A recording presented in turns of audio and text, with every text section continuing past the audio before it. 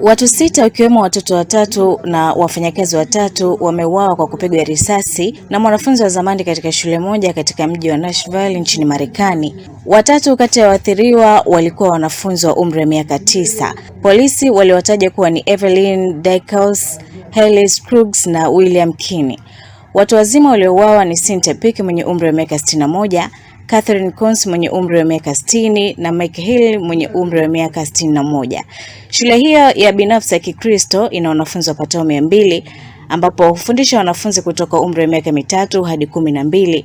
Pika alikuwa mwalimu mbadala akifanya kazi shuleni hapo siku hiyo. Kwa upande wake Hill alikuwa mlinzi na Coons alielezwa kuwa alikuwa mkuu wa shule kwenye tovuti ya Covenant. Polisi walisema mshukiwa huyo alikuwa Audrey Hawley mwenye umri wa miaka 28 ambaye alitambuliwa kama mtu aliyejibadili jinsia. Hawley alikuwa amejihami kwa bunduki 3 ikiwa ni pamoja na bunduki ya nusu automatic na aliuawa kwa kupigwa risasi na polisi siku hiyo ya tukio ambayo ilikuwa ni Jumatatu ya jana tarehe 27 Machi 2023.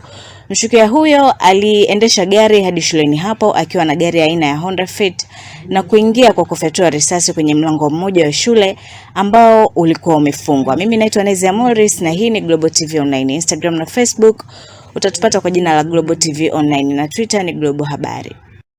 Mpendwa mfanyabiashara, ni wakati mwingine wa kulipa kodi kwa awamu.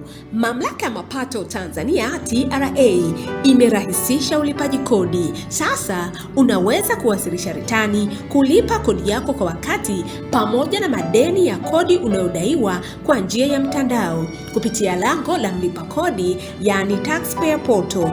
Na kwa mfanyabiashara anayekadiriwa, anasisitizwa kufika katika ofisi ya TRA iliyo karibu ili kufanya makadirio na kulipa kodi kwa wakati.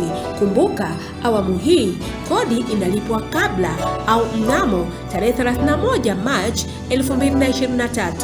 Tafadhali, ukiuza toa risiti, ukinunua dai risiti yenye thamani sawasawa na kiasi cha pesa uliolipa. TRA, pamoja tunajenga taifa letu.